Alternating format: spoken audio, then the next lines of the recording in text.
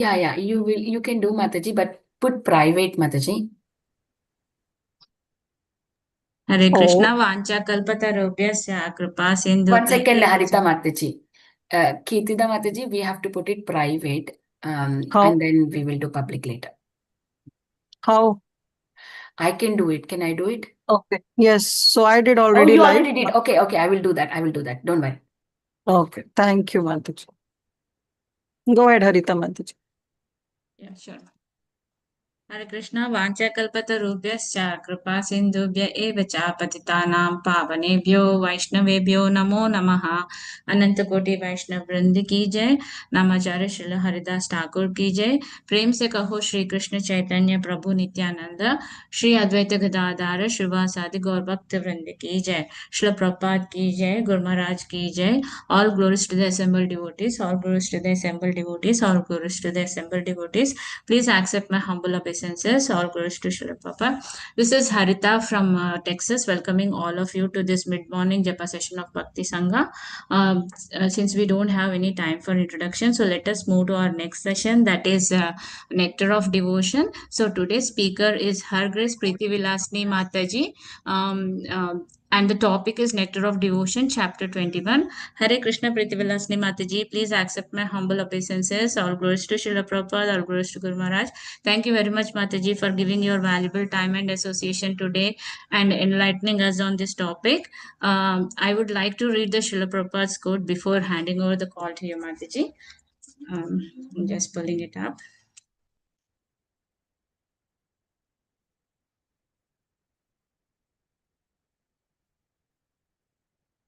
So today is August 28th. Always think of the lotus feet of Sri Krishna and you will find no difficulties in executing the task allotted to you by Krishna. Letter to Satswarupa Das, August 28th, 1973. Jai Srila Prabhupada. Hare Krishna Pritivilasni Mataji. I once again welcome you to this call of Bhakti Sangha. Please take over the call, Mataji. Hare Krishna.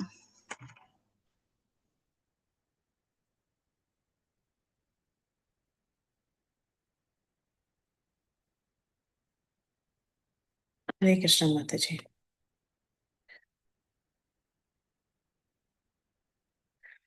Om Ajnanatimirandhasya Jnananjanashalakaya Chakshurunmilitam Yena Tasmai Shri Gurave Namaha. Mukam Karoti Vachalam Pangum Langayate Gririniat Kripaham Te Shri Guru Dinatarinam Paramanandam Krishna Chaitanyam Ishwaram Namam Vishnu Padaya Krishna Presthaya Bhutale Srimate Bhakti Vedanta Swamin Niti Namine Namaste Saraswati Deve Gauravani Pracharine Nirvisesha Shunyavadi Paschatyarishatarine Jaya Shri Krishna Chaitanya Prabhu Nityananda Shri Advaita Gadadhara Shri Vasadi Gaura Bhakta Vrinda Hare Krishna Krishna Krishna Hare Hare Hare Rama Rama Rama Hare Hare. My humble obeisances to all the Vaishnavas in the call. Vanchakalpatarubhyascha kripa sindhubhya eva cha patitanam pavanebhyo vaishnavebhyo namo namah. Hare Krishna. We are studying Nectar of Devotion and currently we are in the 21st chapter. Kirtida Sundari Mataji started the chapter. It's a very beautiful chapter that talks about the qualities of Krishna. In the earlier chapters, we were talking about Udipan, that which triggers a devotee to have these ecstatic emotions when they think of Krishna. And we saw the various kinds of Udipan. Krishna himself becomes an Udipan in certain cases. It is not just that his flute and his feather and things associated with him can be Udipan. It can also be Krishna himself. Krishna in his various forms, like how Krishna expanded into many, many forms. These different forms can also become Udipa. Not only that, sometimes Krishna, he wears a different dress. Though his personal feature is covered, though he is in a different dress, still he can excite the feelings of a devotee. And what else can be an Udipan? We can also see sometimes Krishna with his he might be covered, or even sometimes in his Prakat and his Aprakat Leela, in various ways, he becomes a trigger or a nudipan for the devotees to fall in, to have different loving symptoms. So now when we were talking about Krishna in various ways, we see the different transcendental qualities of Krishna as being described. About 64 qualities are mentioned, of which Mataji had covered 3 qualities. She listed all the qualities and she had covered 3 of the first 3 qualities. So the first 3 qualities that were covered is, it should be right here in this particular chapter, qualities of Krishna.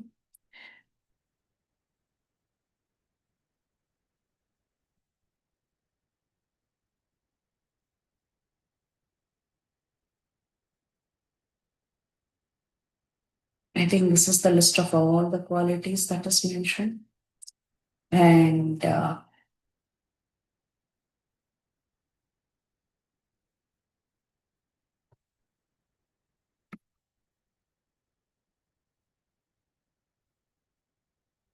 okay, Yata Pratame, here is the very first quality. Just give me 1 second, I can actually open Nectar of Devotion. It's easier. Yeah. Just Mataji, I go did 3 last time. You did 3? Yeah, that's what I'm just trying to find the first 3 listed, and then I can continue from there. I don't know, my mouse has moved a lot. Okay.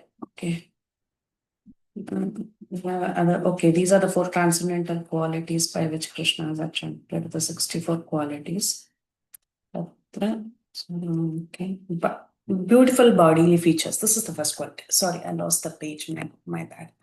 So Mataji covered beautiful bodily features. That is the first quality. She also covered Sarva Sa Lakshananvitaha, that he's got many auspicious characteristics. And she also covered the third one, which is Ruchiraha, pleasing. Krishna is very pleasing to look at. So we have covered these. We are going with the fourth quality, which is Tejasa Yukta. तेजोधाम प्रभावश्चेति उच्यते द्विविधं बुधैः तत्र धाम दीप्तिर्राशिर् भवेत् धाम. So what do we call by Teja? Teja means effulgent. So Krishna's body is very, very effulgent. Not only are his bodily features effulgent, but also his dham, where he stays, that is also effulgent. So the rays from the Supreme Personality of Godhead lights the entire abode of Krishna, and the effulgence that is coming off from that abode is called as Brahmajyoti. So this effulgence is very, very attractive. Wherever Krishna is present, he has a huge presence. Sometimes we say, when we see people who are very advanced spiritually, we say, oh, there is so much tejas in them, right? Their presence itself, they fill the atmosphere with positivity just by their presence. That energy is at a different level when you're around great personalities. So that's exactly what Krishna also displays. Krishna is extremely effulgent. So let's see some quotes of what Srila Rupa Goswami has given. Rupa Goswami says, the luster of the hosts of jewels fixed on Krishna's chest can defeat even the luster of sun, and still when compared to the bodily luster of the Lord, that crest of jewels appears to be only as bright as one of the stars in the sky. So Krishna is so effulgent that jewels are not required to display his effulgence, right? So Krishna is so effulgent that the jewels, they look insignificant in front of his personal effulgence. Like in a sky, there could be many stars. But what is the use of one distant star's effulgence? Is it lighting up the sky? No, right? The way the moon lights the sky, the individual stars cannot light up the sky. So similarly, Krishna's bodily effulgence is like that beautiful moon-like luster, while the jewels that he wears is simply like little stars. Okay. So with that transcendental effulgence, Krishna can actually defeat anybody. Now, this effulgence is not only attractive and beautiful, but it can also defeat anyone who's in front of him who has an inimical feeling towards Krishna. How do we know that? This is mentioned in Srimad Bhagavatam. When Krishna was present in the sacrificial arena of his enemy king Kamsa, the wrestlers present, although appreciating the softness of the body of Krishna, they were afraid and perturbed when they thought of engaging with him in the battle. Why did they get afraid? Though his anga is komalanga. So, Duratastam avalokya madhavam komalangam apirangamandale. Though Krishna was present in front of the wrestlers in Kamsa's arena and his body was as soft as a lotus flower, still he had a very, very strong effulgence or a strong tejas by which who became afraid? Kamsa's malla nivahaha sa vivyate. Kamsa's mallas, that is the great wrestlers, they became very, very scared of engaging him in battle. So with Krishna's effulgence, he can attract his devotees, and with his effulgence, he can also scare his the non-devotees. So that is the beauty of Krishna's effulgence, and that was the fourth quality, Teja. The fifth quality is baliya. Bala, you all know what is bala. Bala means being very, very strong. Pranena mahata purno baliyan iti katyate. A person who has extraordinary bodily strength is called as baliyan. So yesterday we spoke about Lord Balaram. How Balaram is the source of all spiritual strength. Bala, Prabhupada said in one of the quotes. Bala necessarily is not bodily strength, but it is spiritual strength. But here, Krishna, of course, he displays both bodily strength as well as his very presence is spiritual strength, right? So let's see. When Krishna killed Arishtasura, some of the gopis, they called to each other and they said, my dear friends, see how Krishna is killing Arishtasura. Though this Arishtasura is stronger than a mountain, Krishna simply plucked him up like a piece of cotton and threw him away without any difficulty. Pashya Vindhya Girito api garishtam. He is stronger than any of the mountains. Who's stronger? This Arishtasura. Daitya Pungavam Udgaram Arishtam. This Arishtasura. Tulakandam Niva Panditamara Pundarika Nayano Vinudota. So this person with Pundarika Nayan, Krishna, with beautiful lotus-like eyes, what did he do? He just picked him up like little pieces of cotton. He plucked him out and he threw him away without any difficulty. This is the power of Krishna. Even if the opponent is as strong as a mountain, Krishna can simply pluck him out. Next. There is another passage where it is said, my dear devotees of Lord Krishna, may the left hand of Lord Krishna, which has lifted the Govardhan hill like a ball, save you from all dangers. This is from Padyavali. So this is the end of the shloka where it is mentioned. First, the description of Govardhan being lifted is given, how Krishna was attracting all the devotees under Govardhan. And then towards the end, there is this beautiful benediction that is given. This person who lifted the Govardhan hill with his left hand, Vamas Tamara Sakshaya Bhujadhanda Sa Patuva Krida Kandukatam Yenanito Govardhano Girihi. How did he lift the Govardhan hill? With his left hand, and that too with his left pinky. It is said that the left pinky is supposed to be the weakest part of one's body. Krishna was able to lift the Govardhan hill with the weakest portion of his body. And how did he lift it? Did he lift it like the Atlas man with a heavy load on his body, on his back? No. He lifted the Govardhan hill just like a beautiful ball. So, like a krida. Krida means like a game. Krida kandukatam. Kandukatam. That means just like how a baby lifts a ball and throws it. So like that, Krishna just lifted the Govardhan hill like a ball and he put it on his pinky finger and he stood like that for 7 days. So this verse is telling he's so strong. So let him save you from all the dangers. When we take shelter of Krishna, what is difficult? So that was the fifth quality, which was strength. What was the fourth quality? The fourth quality was effulgence. With his effulgence, he can attract all his devotees. With his effulgence, he can even scare the demons. Then we also see with his strength, he's able to perform great tasks. The next quality of Krishna that is described is that he is very, very youthful. Krishna is beautiful in whatever age he may be in, whether he's in his childhood, his boyhood, his youth, whatever it may be, in his Balya Leela, Pauganda Leela, and Kaishora Leela. In all these three different age groups, Krishna is the reservoir of all pleasures, and he looks very attractive and very youthful. However, the Kaishora age, he's the most attractive, most youthful. At that particular age, Krishna is full of transcendental qualities and he's engaged in transcendental pastimes. So the youth is the most attractive feature in ecstatic love for Krishna.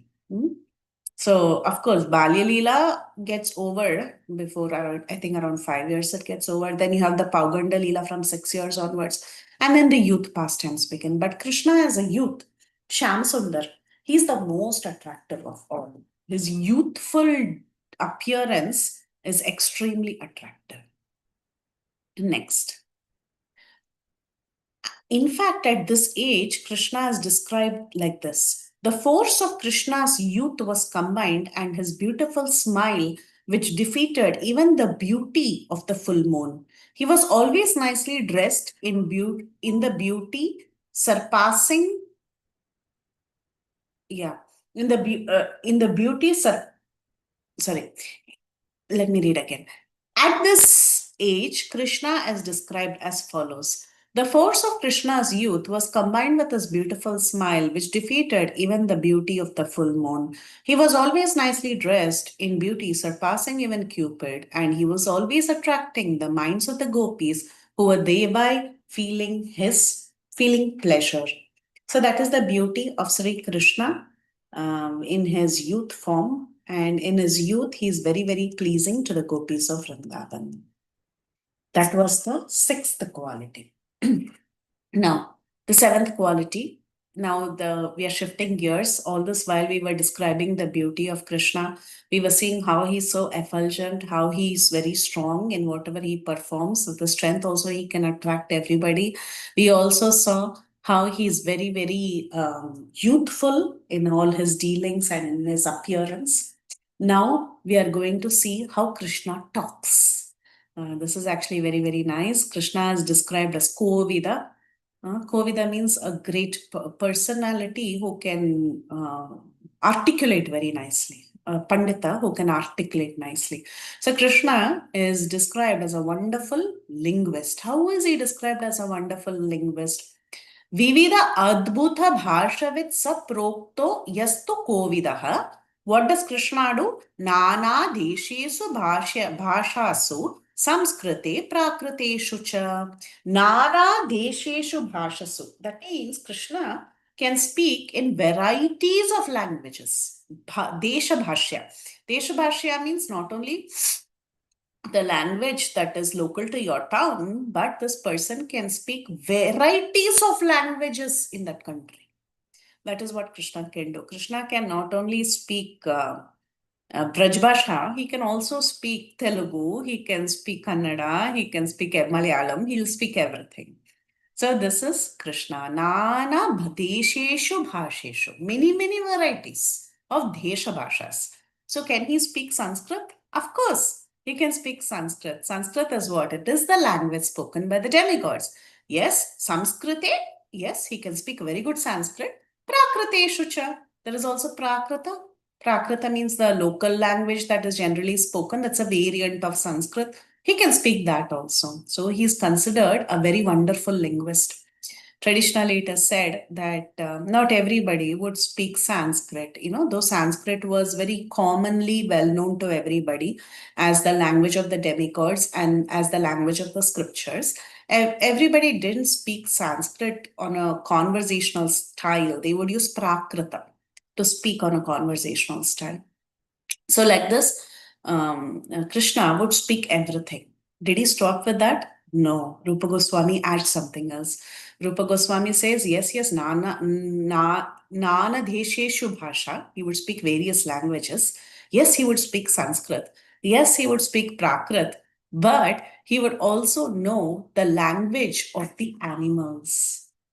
So the animals knew how to converse. They know how to converse with each other. When we hear a crow or a parrot or even little when we see different animals, for us it is just a single set of sound vibrations. We cannot decipher what they are talking, but Krishna is so expert that he can decipher even the language of the animals. So in scriptures, there are various stories of people who could understand the language of various animals.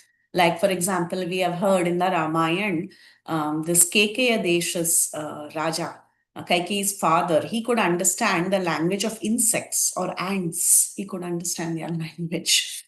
And then we have, again, Krishna himself showing in various ways that he could attract the cows by just playing his flute in particular tunes. And the cows would hear their names and they would come running to Krishna. So he could communicate with all the animals in the way the animals understood. So Krishna is considered a wonderful linguist. Vivida Adbhuta Bhashavit. Vivida, variety, Adbhuta, amazing. So a lot of variety and an amazing linguist. This is Krishna. So it's actually the 64 arts also Krishna learned, right? 64 arts he learned from Sandipani Muni. He learned the 64 arts. In the 64 arts, one of the arts is Vividha Bhasha. You should learn a lot of languages. And if you're trained properly by a proper person who knows how to decipher the language of animals, you can even learn that also. So that is a wonderful linguist. Next. Actually, there is the story that is mentioned here.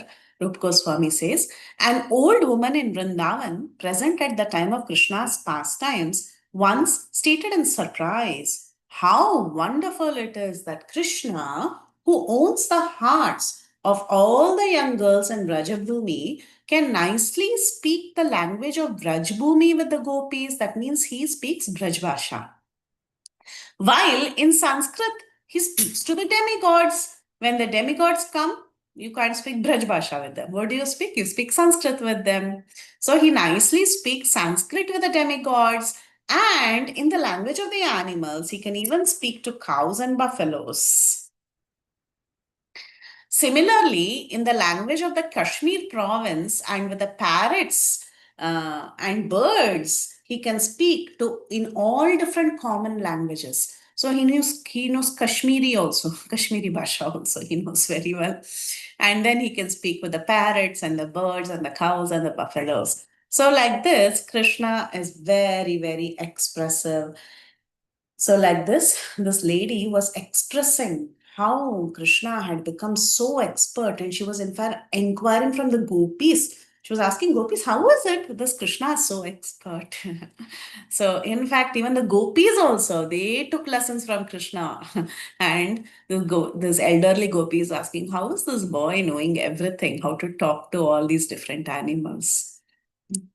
So next, that was number 7, a beautiful quality we all can learn new languages, and it's always very helpful. 8th one, Satyavakya. Wow, this is a beautiful quality. He's very truthful. Who's the most truthful in this universe? It is Krishna. Who lies the most? Krishna. He lies in a very truthful way. Whatever Krishna speaks, even if it's a lie, it becomes the truth. It becomes gold standard. It becomes the ultimate truth. Whatever the ultimate truth does, it is the ultimate truth. There is this very famous verse from the Garbhastuti chapter, where just before Krishna's appearance in the 10th canto, it is called as the Satya verse. Everything about Krishna is Satya. I think it is 10 point. Let me see if I can pull up that verse. Very meditative verse. It comes just before Krishna appears. 10.9, no, 10.2. I think 4th or 5th verse. The Satya verse should be there. Give me a second, I'll pull it up.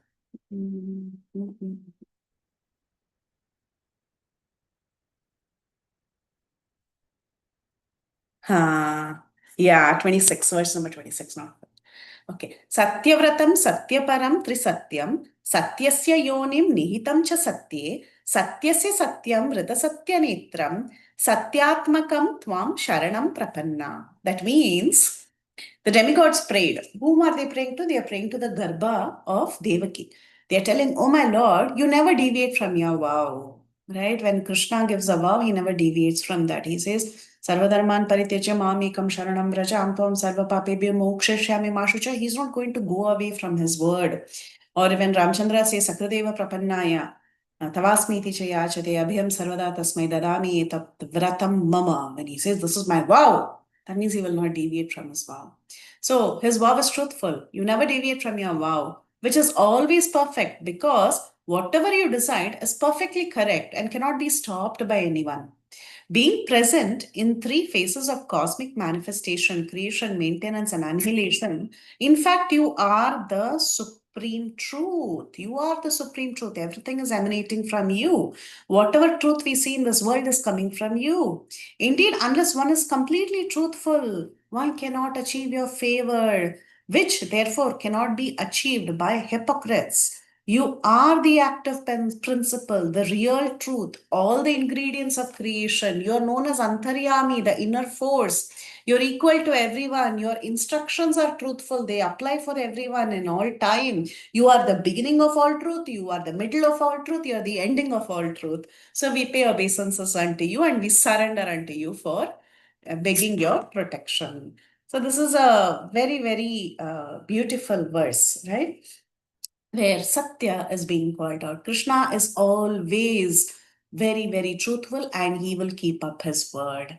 And more importantly, he will keep up the word of his devotee. We know that. We know how he was favoring Bhishma Dev, ready to break his promise. Right? So that is Krishna. And here is an incident that is mentioned by Srila Rupa Goswami. Krishna once promised Kunti, the mother of the Pandavas, that he would bring her 5 sons back from the battlefield of Kurukshetra. After the battle was finished, when all the Pandavas had come home, Kunti praised Krishna because his promise was so nicely fulfilled. She said, even the sunshine may one day become cool and the moonshine one day may become hot, but still your promise may never fail. Ravir bhavati shilataha kumada bandhur api ushanalas. So Ravi, sun can become cold. Shitala. Shitala means very cold. Kumuda Bandhu. Who's Kumuda Bandhu? Moon. Because when the moon comes, Kumuda, or the beautiful lily flower, it blossoms. Kumuda is lily. It blossoms in moonshine. Lotus blossoms in sunshine, right? It's opposite. So lotus will blossom when there is sun. But lily will blossom when there is moon. So this is Kumuda Bandhu. Bandhu means relative. Kumuda's relative. That is the moon. So Ravir Bhavati Shitalaha Kumuda Bandhur Api Ushnala. Ushnala means heat. We say too much Ushna in your body. Heat, right? Tatapi na Murankanta Vyabhicharishnur Uktistava. If you say something, you will never go back on that word. Right? This is Krishna. If he gives his word, he will definitely keep up his word. Once we say, Krishna, I'm yours, I'm surrendering unto you, we should be having faith that Krishna will protect. Because Krishna will not break his promise, whatever happens. That faith we don't have, but we should develop that faith. Next. Similarly, Krishna, along with Bhima and Arjun, when he went to the challenge of Jarasandha, remember when Jarasandha was killed, who killed him? Bhima killed him. So they went and challenged Jarasandha. And then you know the story, how Bhima was trying to fight with him for a long time and eventually Krishna showed how to kill him. So where did Krishna show truthfulness here? Krishna, plainly told Jarasandha that he was the eternal Krishna present along with the 2 Pandavas. Though they went in the garb of Brahmanas, still when Jarasandha inquired, they said the truth. Okay, so that is being told here. The story is that both Krishna and the Pandavas, in this case Bhima and Arjuna, were Kshatriyas. Jarasandha was also a Kshatriya and he was very charitable towards the Brahmanas. Thus, Krishna had gone to fight with Jarasandha and he went to him with Bhima and Arjuna in the dress of Brahmanas. But Jarasandha, being very charitable towards the Brahmanas, asked them what he wanted and he expressed their desire to fight with him. Then Krishna, who was dressed as a Brahman, he declared himself to be the same Krishna who was the king's eternal enemy. Why is he the king's eternal enemy? Jarasandha had tried to fight with him so many times, 18 times, right? He took his army and he went. 17 times he was defeated, 18th time Krishna ran away, away. So same enemy. But then Krishna, he became truthful. Initially, he wanted to beg a fight from Jarasandha, but then he said the truth. Okay, I am Krishna. I'm the same Krishna. Now, are you ready to fight?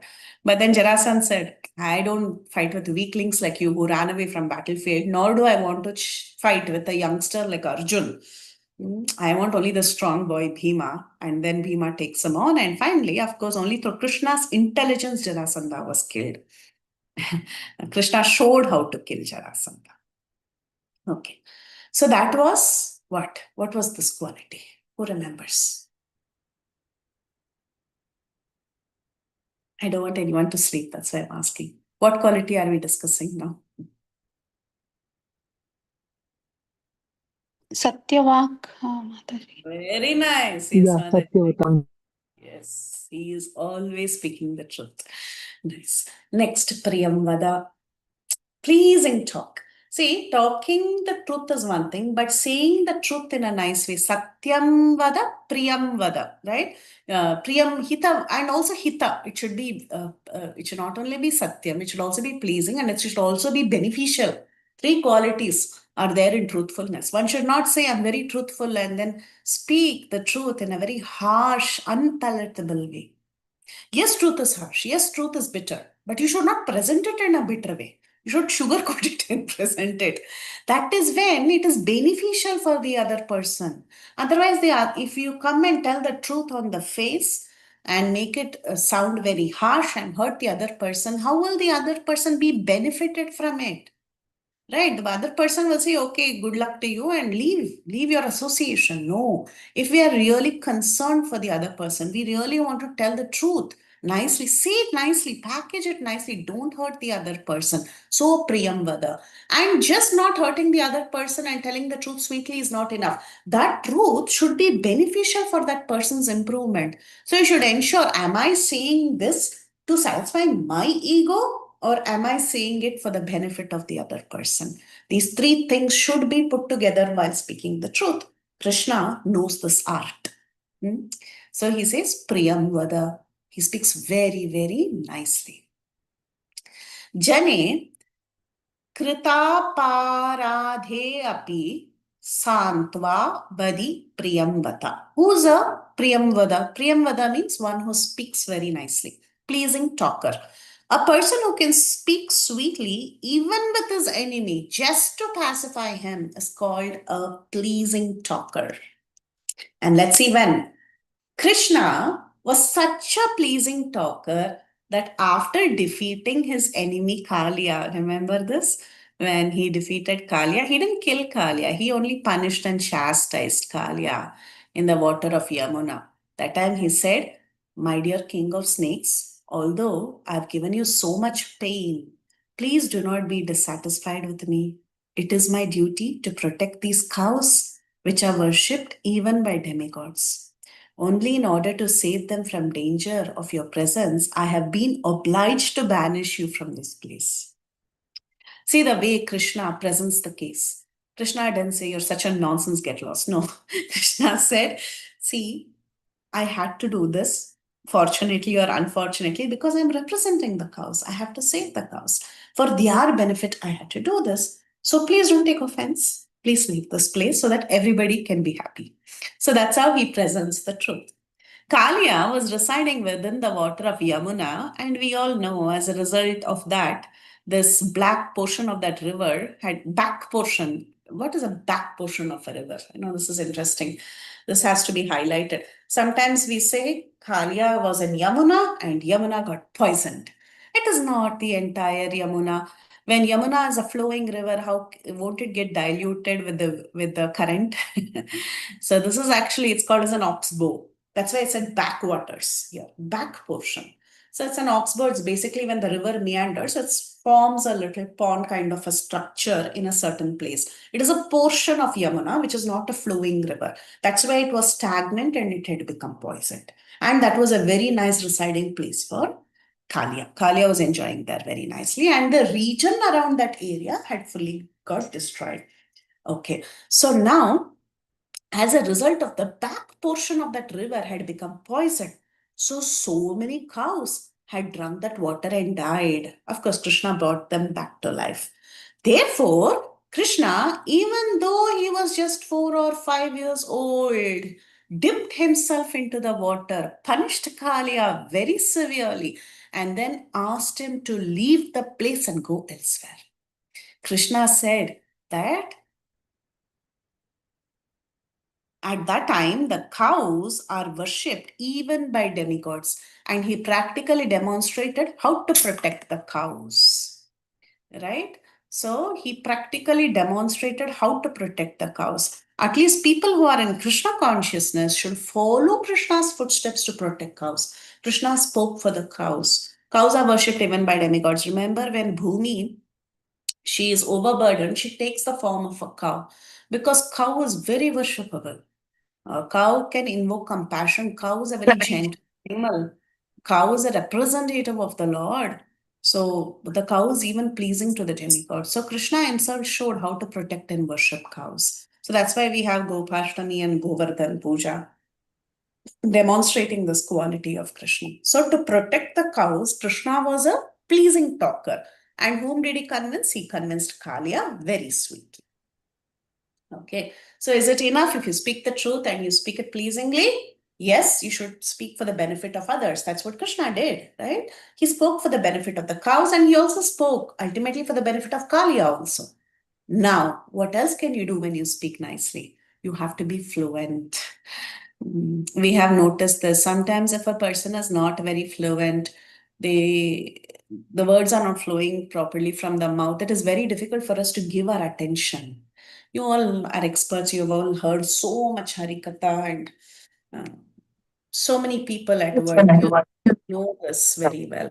When you're listening, you would like to listen to a person who's very fluent, who's not lost words from his mouth like how I do.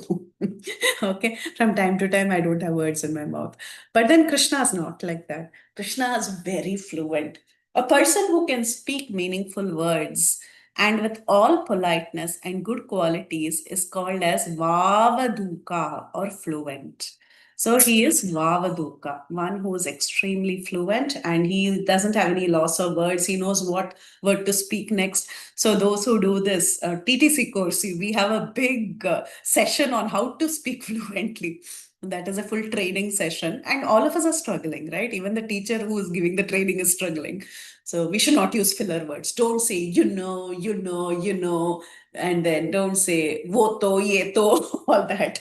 So we have a list of do's and don'ts, and then we give training. You cannot speak like this. Stop. Make a full sentence. You cannot say, and then, then don't speak too fast, where people are completely have no clue what you're talking. Don't talk to yourself.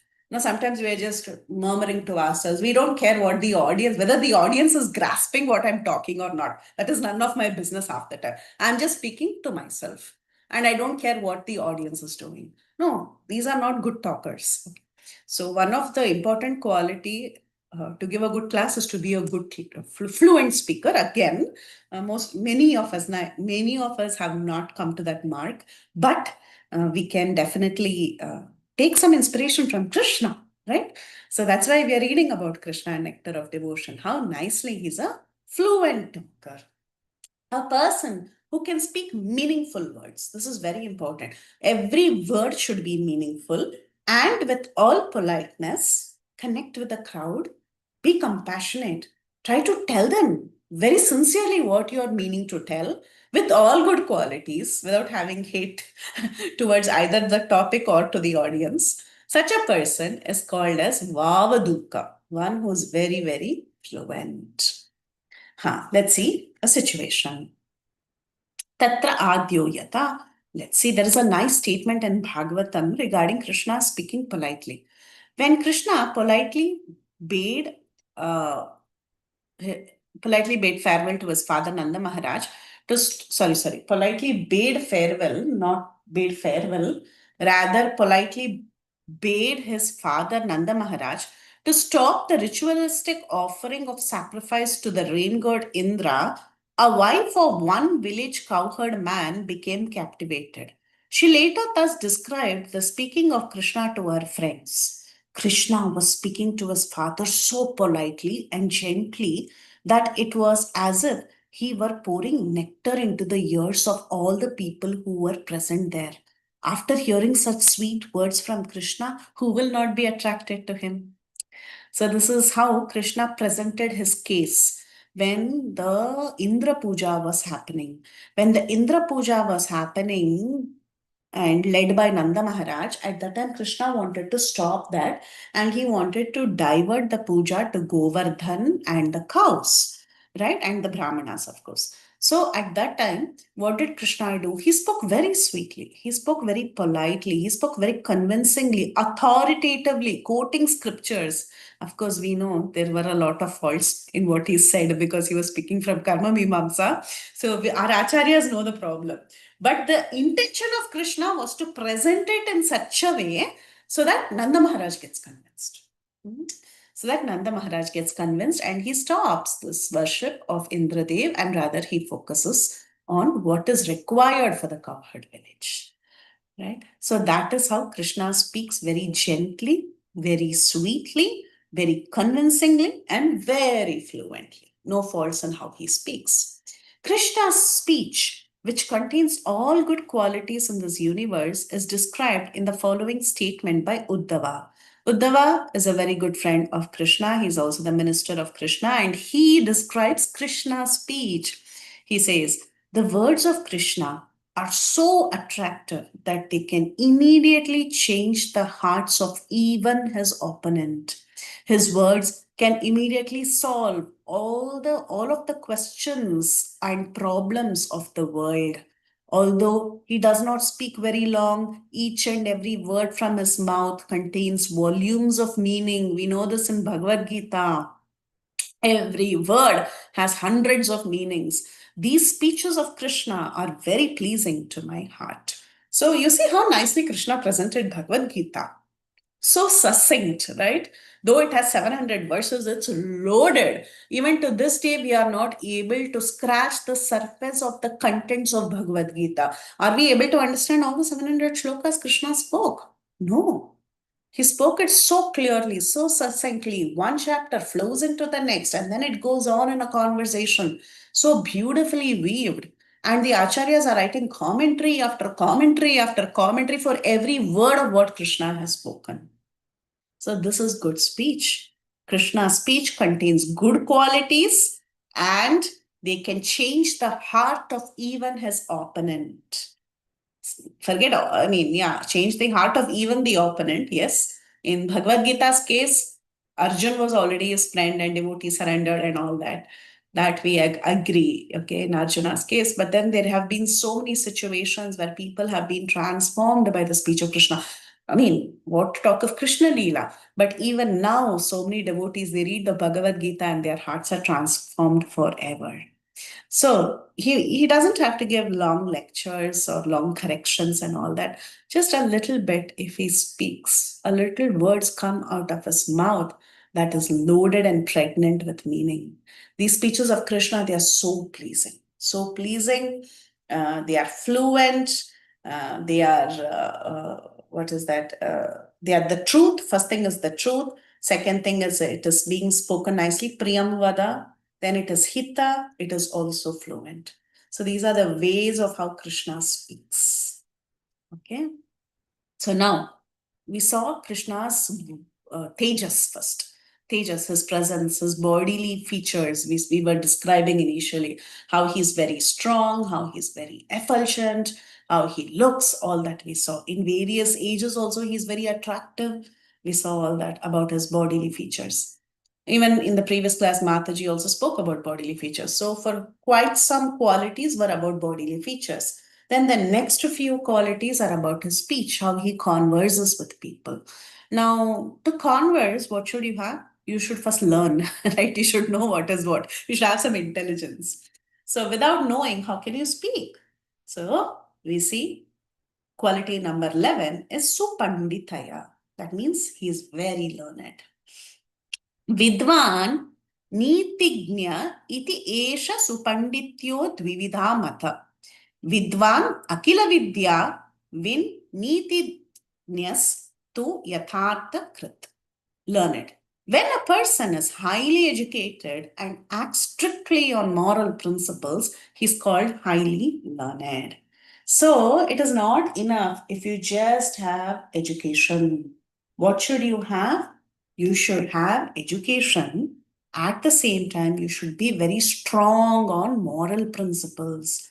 So there are many people who are very intelligent in various spheres of life. They are highly educated, double masters, PhD, blah, blah, blah, but zero on moral values. If there is no character, what is the use of education, right? Even when we teach our children, we say, yeah, you get good marks, all that is good, your grades are good, we are happy. Nobody is unhappy because our child got good grades. Everybody is happy. But what is more important than getting good grades, being first in class, having a lot of achievements, medals, and all these trophies? Besides all that, the most important thing that we should teach a child is good character. How a child should behave. That is the biggest education a person can give, right? What should come out of his mouth? What words are coming out of his mouth? How is he talking to elders? How is he talking to youngsters? How is he behaving with others? What are moral values he is having? So these are the things fundamental. This is foundation. This foundation has to be strong. It really doesn't matter whether he gets A grade or B grade. That is all secondary.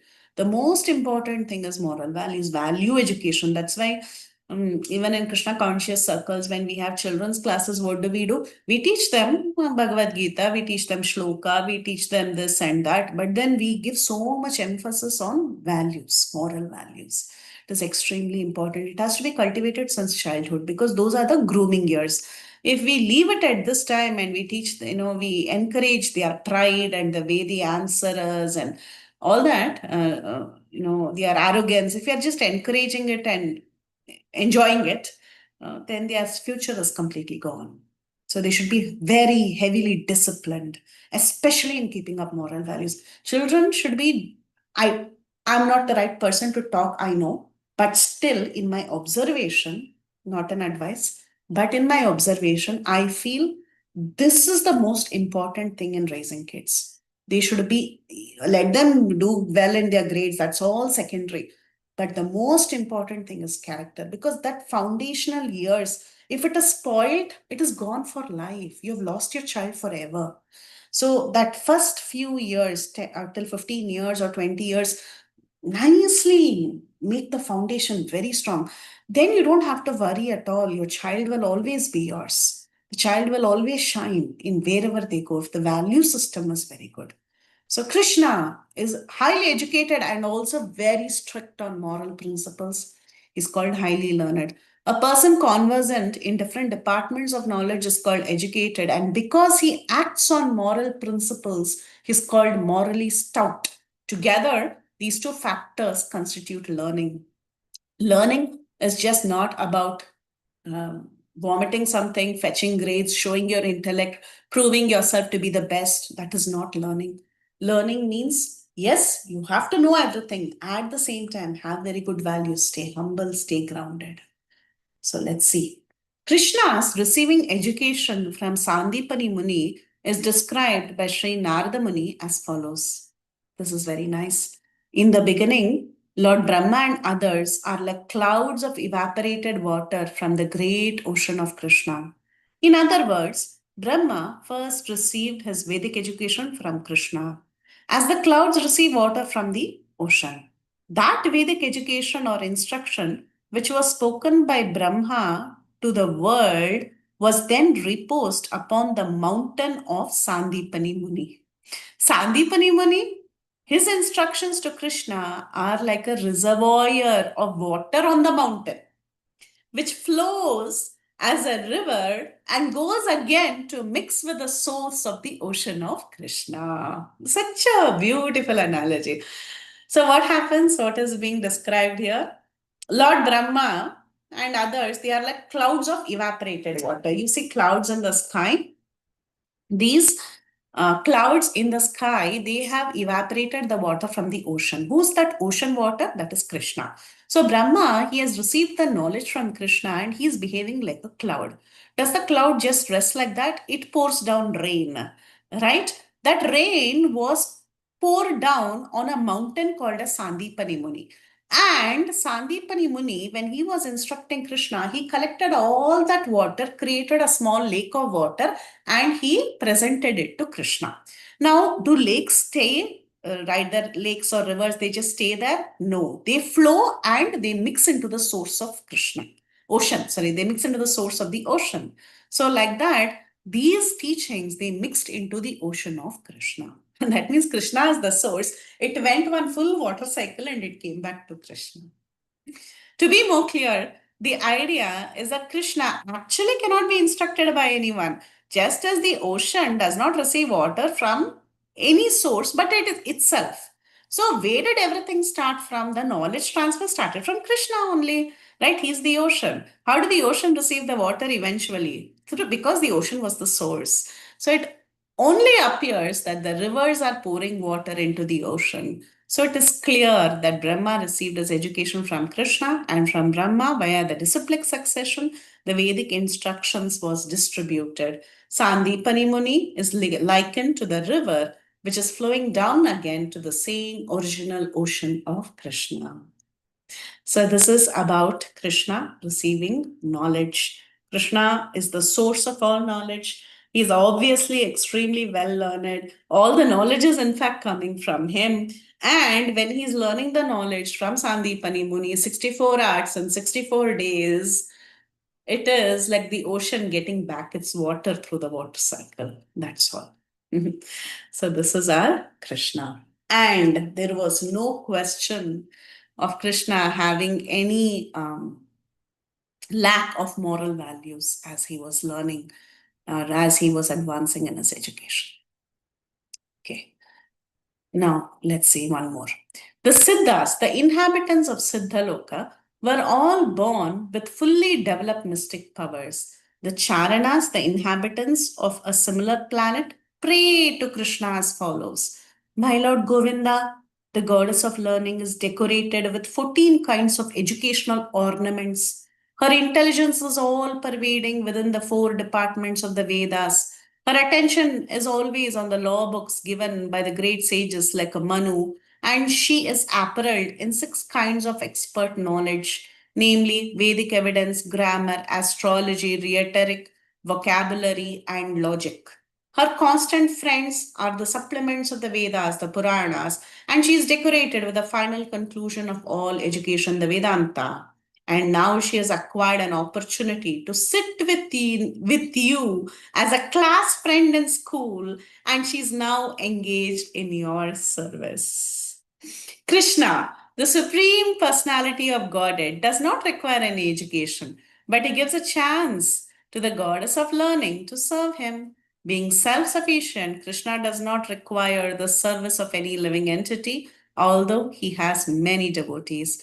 It is because Krishna is so kind and merciful that he gives everybody the opportunity to serve him as though he required the service of his devotees.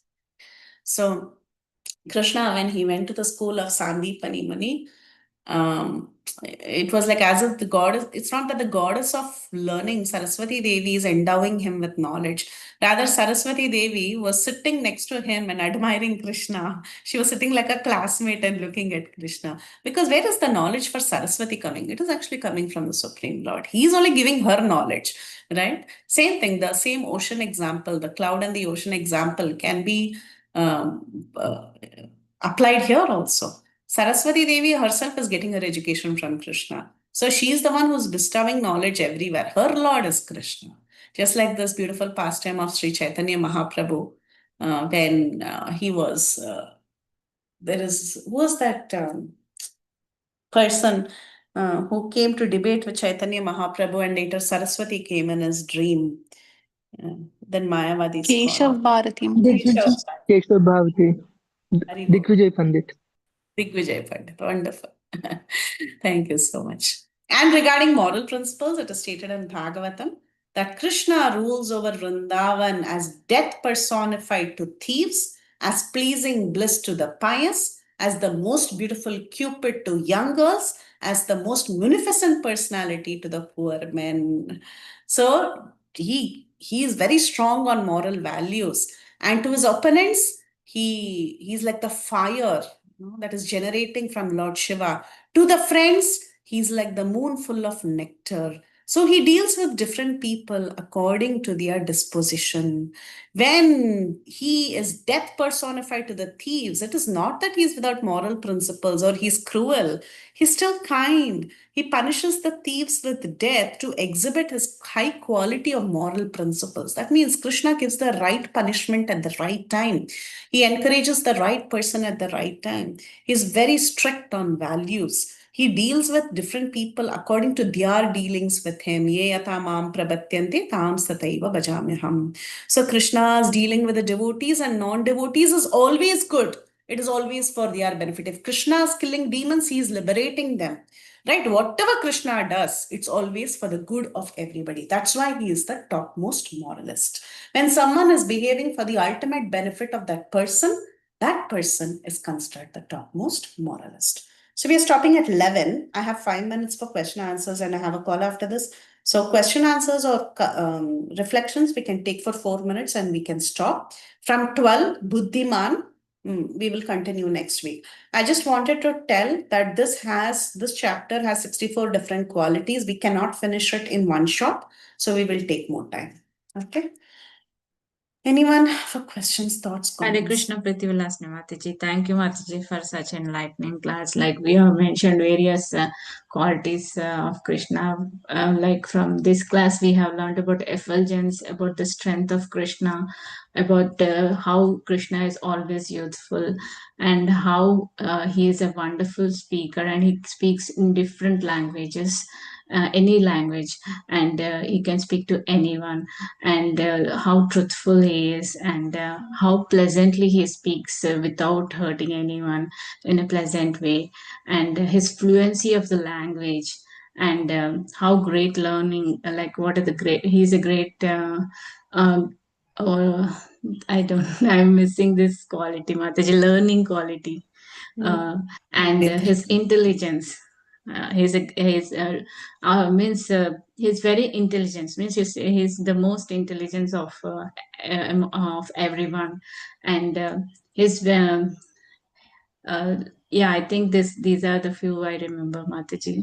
Haribol. Thank you, Mataji. And dear devotees, please come up with your realizations or questions. Hare Krishna. Hare Krishna Mataji, Dhanvat Pranams. Thank you, Mataji, for the very nice class. Mataji, can you please explain me how Krishna is truthful? Oh, he's truthful. Oh, you're asking like The that. biggest liar, Mataji. I know, number one liar. Such a rascal. Yeah, he's a big liar. You don't trust him. But really, if Krishna himself says, right, Kaunteya Pratija Rame Bhakta Pranishyati, that I myself, sometimes go away from my promises. So, Kaunteya, you declare that my devotees are Never. No. Yeah, but even in that also there is truthfulness, because ultimately, see, the point is Krishna is always, okay, I have to go, Mataji. They're just calling me to. No problem, Mataji. Okay, I'll have to be. Praladananda No Prabhu. problem, maybe. Satyam param dhimahi. Krishna is Mataji, not Kirtida Mataji completely. itself can continue. Yeah. Kirtida Mataji itself Yes, can continue. Mataji. I answered. Okay, thank you, Mataji. Praladananda Prabhu. Yeah, very Yeah. well. I'll leave. Huh? Yeah, sure. Yes, Praladananda Prabhu, you can add up. Damrapana Mataji. Dhanwad. Very nice delineation of Lord Krishna's characteristics. I heard from Gaur Krishna Das Prabhuji long back. He's a disciple of His Holiness Yes. Radha Govind Swami. So he said that when we are offering the Mangalacharan Srimad Bhagavatam, the first sloka ends with Satyam Param Dhimahi. Yeah, that's what I So Satyam Param Dhimahi is defined by that Garbhastuti. So Satyavatam, Satyaparam, Satyam, Satyasya. Yes. So this is why whenever I speak the first slok at the Satyam, I speak the second one also. The Satyam Param Dhimahi. Like. So this is how it is interconnected. He says that Satyam Param Dhimahi is Bhagavan Krishna only because Devas have said that in the Garbhastuti. That's why we should know that this is Bhagavan Krishna only, nobody else. I just wanted to share that matter. Very true, Prabhu. Param dhimahi. Yes, Sunil Prabhu, please go ahead. Hare Krishna, Mataji. Dandatana. Mataji, as you said, Krishna is the biggest liar. Then regarding that, I heard yesterday only like Gopis are saying to Balaram, like Dwarka's devotees, they know Krishna is the biggest cheater. He is so ungrateful. But still, this Dwarka's Maheshinis, they will trust Krishna because he speaks so pleasingly because of his smile and all that. Just wanted to share that, Mataji. Very nice. Actually, Krishna is not a liar. I was just teasing Priti, but Krishna is not a liar. Mataji. Of course not. He is the biggest truthful person and he fulfills whatever he says. Even if, like in Vrindavan, we see that Krishna lies, but that lies that Krishna say was just to enhance the rasas with his devotees. Like when he says to Mother Yashoda that मैं नहीं माखन खायो या मैं नहीं मिट्टी खायो. But actually we know that Krishna ate, right? But it is just to enhance the mood, the loving relationship with his devotees. That's the only. And anything that is done to enhance the relationship with the devotees, even that lie is not a lie. Like we see the example of Srila Sanatana Goswami. He spoke lies when he was leaving that jail. And he told that jailer that when Nawab Hussain Shah asked about me, then you can say that I have to answer a nature call. That's why you took me to the river. And there I got drowned. So that lie is not a lie. That lie is an acceptable thing because that is done for some higher cause. So in that regard, yes, sometimes in Vrindavan we see that Krishna lies, but that lies is just to enhance the mood of the devotees. Yes. Hari Thank you. Yes, Mataji. And actually, he doesn't steal also, Mataji. I heard this in High Of Pasha course, Prabhu's how class can he only. steal? Everything Prabhuji, belongs to him, right? yes, Everything Mataji, but belongs in to him. terms of like, yes, Mataji, but in terms of like stealing butter from the other Gopi's house, Prabhuji was mentioning that Krishna made sure, like from the which Gopi he stole the butter, that boy was present with him. So he's technically not stealing. Like he's the house of the child is with him, so how he can be stealing? Yeah, Krishna, yes, is he never steals. How can he steal? Because everything belongs to him. If everything belongs to a person and he takes that thing, that doesn't mean that he's stealing. But still, again, our acharyas like Srila Bilva Mangal Thakur says, Chaur Agraganyam Purusham Namami, that he is the Agraganyam, he is the first class thief. But see how much he steals. He's Hari. He steals a Mangal and he gives Mangal. So he's the biggest Hari. So in that way, even if he steals, it's good. अनेक जन्मार्जित पाप चौरम. अनेक जन्मों से हमने जो पापों को अर्जित करके संभाल संभाल के रखा हुआ है. We have been accumulating these sins for past so many lives. Krishna at once comes and steals it. So that stealing is good. That's why Bilva Mangal Thakur says, Chaura Graganyam Purusham. Very Good. good. Thank you so much, Mataji. Thank you. Okay, dear devotees, and we can end up here. Yes, Harita Mataji, can we end? Yeah, sure, Mataji. If no one has any questions, we can end, Mataji. Sure. Yeah. Okay, dear devotees, Svancha Kalpatarubhyascha Kripa Sindhubhya Eva Cha Patitanam Pavanebhyo Vaishnavebhyo Namo Namaha. Shri Srila Rupa Prabhupada ki jai, Goswami. his Nectar of Devotion ki jai, Shri Rupa Goswami ki jai, and Her Grace Priti Vilasini Mataji ki jai, and Her Grace Kirtida Sundari Mataji ki jai, and all the assembled devotees ki jai. Hare Krishna. Thank you, Mataji. Koti Thank you, Hare Mataji. Krishna. Ending the call. Hari Bol. See you all on Monday.